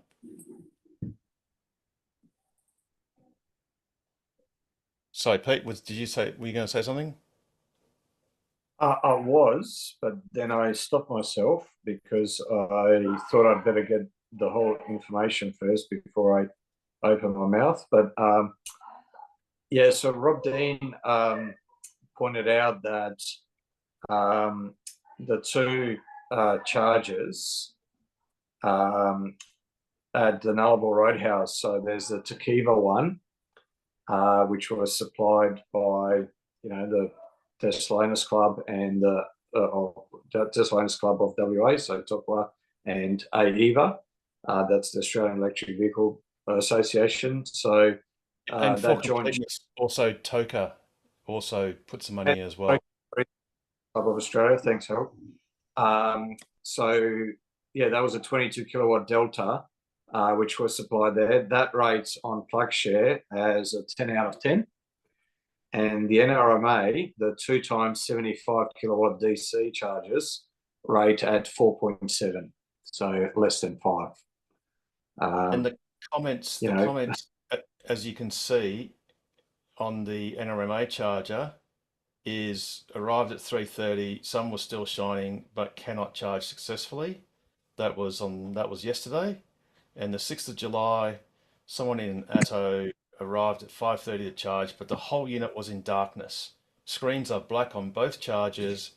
Called NRMA, and they said the unit is not even showing up on their system, so they cannot log into it to even see what is wrong. Ended up using the small DC charger at rear on Roadhouse without any issues. Yeah. And it's, I know Elon watches this show, but I fortunately do not think that the federal environment and energy minister watches this show. But if I was the federal government spending dozens of millions of dollars, I'd be getting on the blower and asking what gives and what's going to be done about it.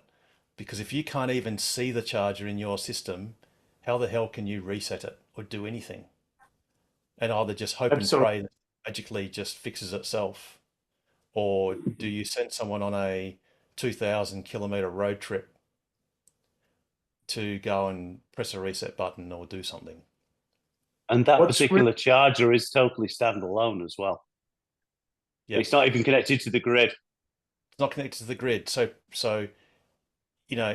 if the inverters don't restart themselves once they get sunshine on them, to at least get the electric power, the communications running, to at least get things going, well, you can't even start up the standby generator, which, maybe it just ran out of diesel.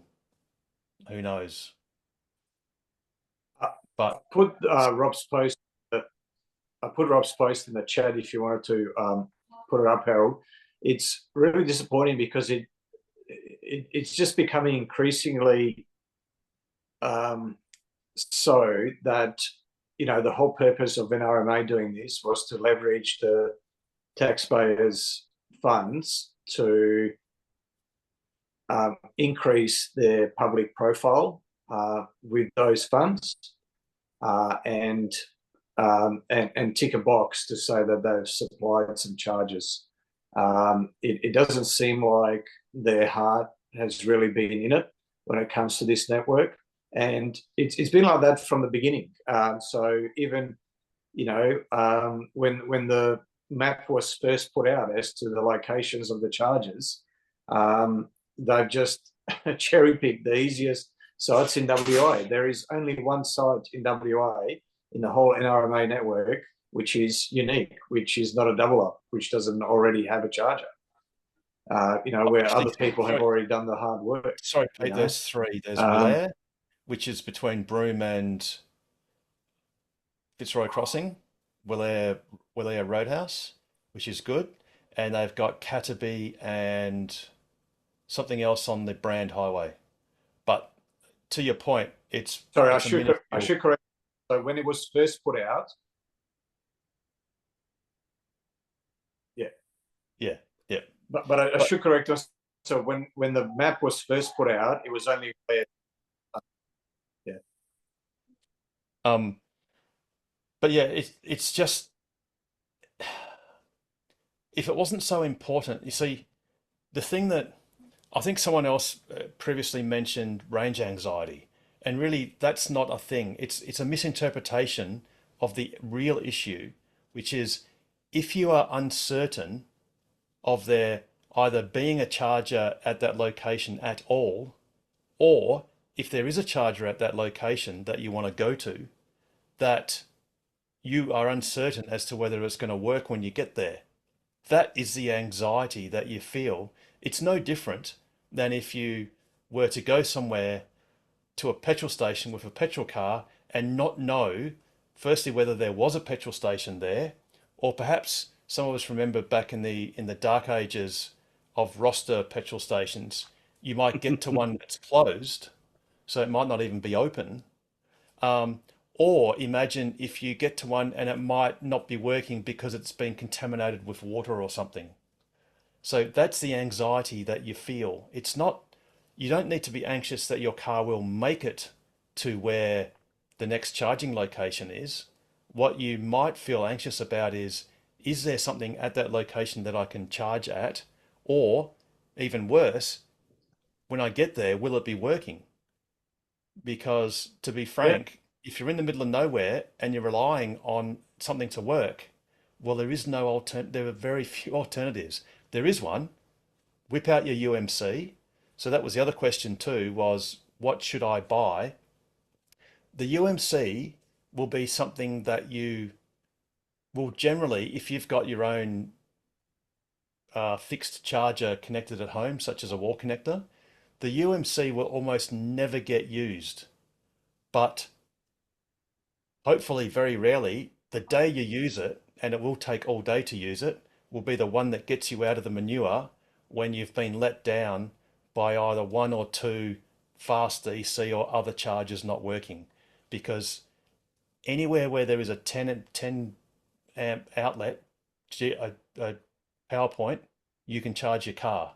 Although if you're nearly flat and you want to be nearly full, it will take you over 24 hours to do that. Actually quite a bit more than 24 hours, but it will do it. So that's another thing, is on your essential buying list is get yourself a UMC. It's probably something you'll almost never use, but it's like many things, like a spare tire, it can be very convenient. And also if you're at an Airbnb or something, you can also trickle charge overnight, and you can even use it at home if you want to do that too. Or even if your wall connector goes down for whatever reason, you can just plug it in at home and use it in that. It's just a great backup. Yeah.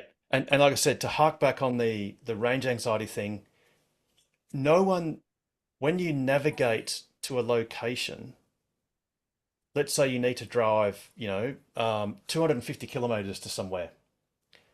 As long as your car has more than 2/3 of a battery, it's going to make it regardless, or say 3/4. So you don't even have to worry about it.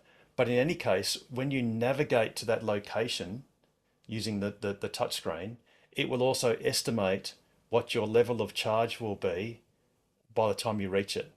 And if you're hammering down the highway and there's a torrential storm coming or raining and headwinds, it'll modify that projection. And of course, if that looks adverse, all you need to do is slow down a bit. So most of us, when we've had petrol and diesel cars, the way it goes is your city efficiency was always worse than your country efficiency. In EVs, it's actually the opposite. The city efficiency is better than the country because in the country it's higher speed, and the higher your speed, the higher the losses. So if ever you're caught a little bit short, just slow down. If it's 10 k's an hour or 20 k's an hour, that will stretch your range.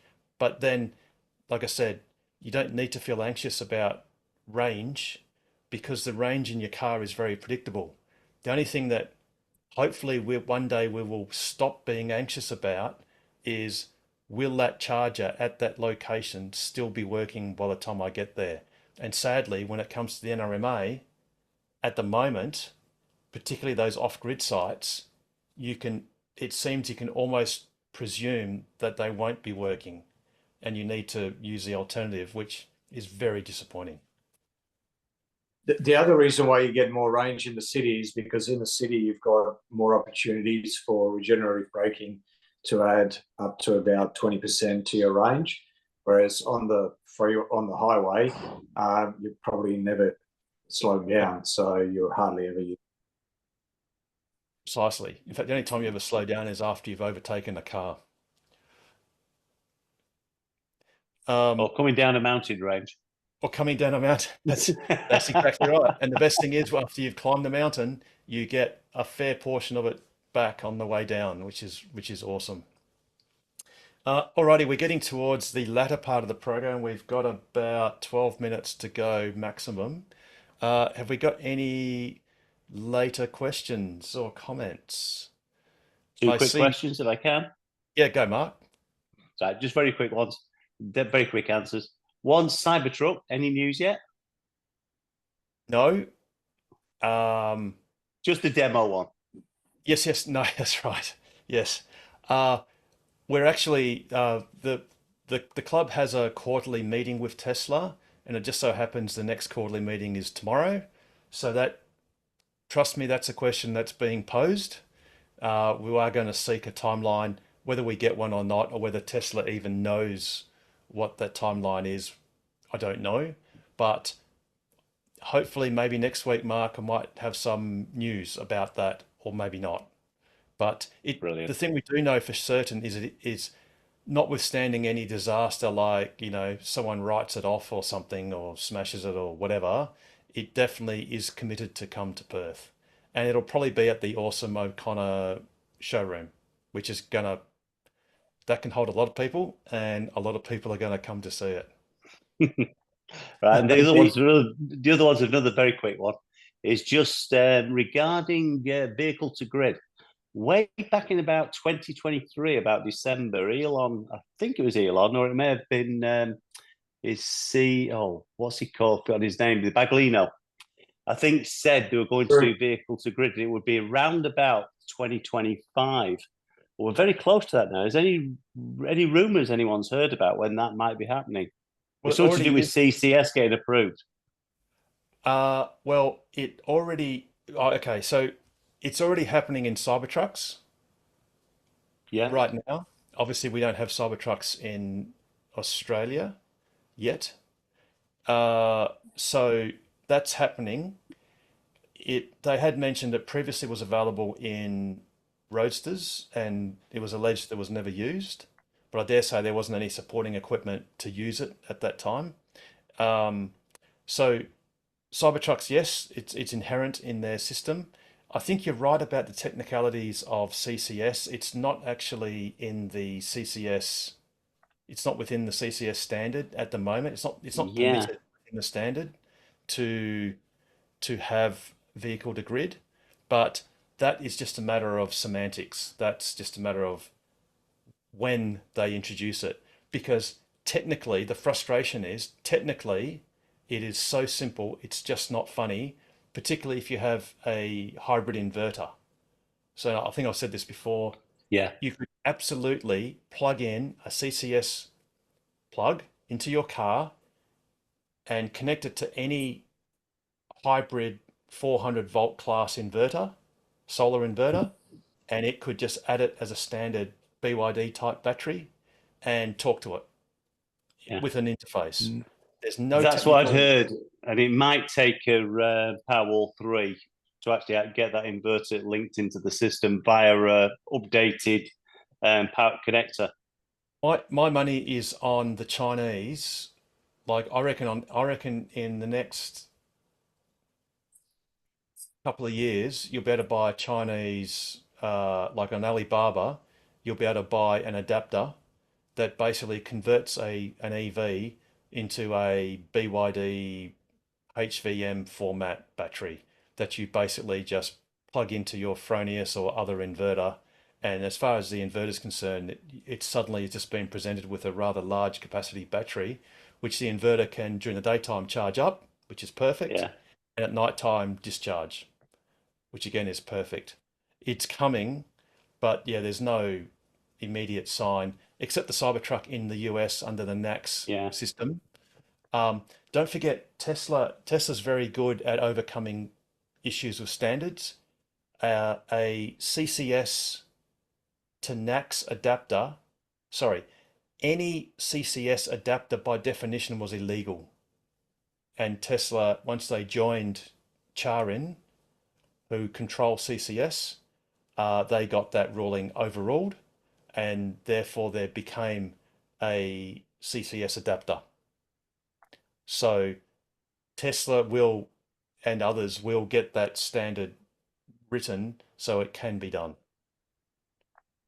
And that means that any car in Australia, all of our Model 3s and Ys are capable because in essence, all it is DC being allowed to flow out of the car nozzle as opposed to. I thought there was extra. I thought there were extra electronics needed in the inverter to make it two-way. Only if you're inverting it to 240 volts or three phase on the out path. The other alternative is just to extract the power via DC and then use an external inverter to be connected to your house, such as if you have a hybrid inverter with your own stationary battery pack. Yeah. Oh, but so in theory, they could actually do that through a Powerwall 3 if they wanted to use that as the inverter. Yes, and all it would need is a CCS cable and plug that plugs into so your car. you just need a different charger, different Tesla charger. Yes. No, sorry, you need an inverter. So you need a hybrid inverter. Yeah, but the hybrid inverter is built into the Powerwall. Yes, exactly. So Tesla can do it, and other companies can. And look, if you're a plucky, if I was 20 years or 30 years younger, I'd probably just razz it up myself too, on a Raspberry Pi and just get it done. Although the car might have a whinge about having power leave it, being drawn out of it rather than being pushed into it. But that's really a matter of policy for Tesla to overcome that and allow it to happen. And again, that's just something, it will happen. It's just going to take a bit of time. Just one very, very, very quick one, just to get in quick. I was watching an English program about Powerwall 3, which is now introduced over there. Yes, one particular person over there said they'd been talking to Tesla, and apparently there's a software update which is coming out, which will allow you to actually put the new Powerwall 3 in and then adapt it so it actually works with the Powerwall 2. Oh, okay. Now, yes. Yep. That's plausible. Which before they said there wasn't going to happen. That's the only time I've heard it, but they were saying he'd heard something that it might be able to happen. But you'd probably use it only as a battery. It wouldn't be used as anything else. It'd just be used as a spare battery. Yes, but it would be inverting on the AC side, so it would be grid, be AC coupled. But yeah, that's really Yeah. just a matter of because both Powerwalls talk via the internet anyway. So Yeah. it's just a matter of getting one to talk to the other and tell it what to do. So yeah, absolutely. After a software update to both units, that is absolutely possible. That's within Tesla's power to do. Yeah. Absolutely. And something else that's in Tesla's power to do, and then we'll have to close the program, unfortunately. Yeah. Actually, no, we might leave that to next week. Is there anyone that's got any other question pressing for now? Otherwise, I'll go on this little excursion. Anyone got any other question? Just quickly, just wanted to thank everyone who came to the electric go-karts. We had 48 people there. It was a sold-out event again, 4th year in a row. 48 out of the 48 people that paid actually turned up, which was quite amazing. And we actually had demand for more. Special quick thanks to Peter McMullen and Shane Parker, who bought several tickets. And a big thanks to Rob and Robin Dean. They drove all the way from Albany that day to spend 3.5 hours there helping out. And they weren't even competing. So, very selfless on their behalf. And thank you, Harold, as well, for being on the phone and providing support, financial and other. That's cool. And big thanks to Pete for organising it and punishing himself with herding cats and other things. So thanks to all that were involved and everyone that helped out, especially those that actually were on site. That was fantastic. Alrighty, it's nearly at 0 hour. So unless we've got a quickie question, any other quickies? Nope. Just, Okay. just yes. quickly, Harold, been trying to upload the video that we talked about 2 weeks ago about the reversing and the forward sounds. Yes. It's like 10 seconds away from finishing uploading. So, unfortunately, we got less than 3 minutes to go on the program before I hit the 2-hour limit. So we'll have to just doing it. So yeah, if you can hold off like 5 seconds, it'll be there in the chat to. Now we're at 3 minutes to go. So you're putting it in the chat, are you, Colin? Oh, I don't know why it's taking so long. It's ridiculous, but it's just finishing now. There you go. It's in the chat. Oh, I've got to save it. No, look, I'm going to have to do it. Otherwise, we're not going to be able to watch it properly. Sorry, Colin. We're going to have to hold that to next week. I'm really, really sorry. That's all right. It's taken about 25 minutes to upload a 40 meg video. I don't know why. Oh, that's ridiculous. You need a wider pipe there, Colin. More upload, not so much download. Okay, Pete, how would you round out an awesome show like this as if I didn't already know? Always stay safe, stay sustainable, and stay ahead of the curve. And the best way to do that is buy a Tesla, join Tokwa, and ask us anything about accelerating the world's transition to sustainable energy. Have an awesome week, everyone. Can't wait to see you and look forward to seeing you all on next week's episode of Tokwa's Ask Us Anything. Good night, everyone. Thanks, guys.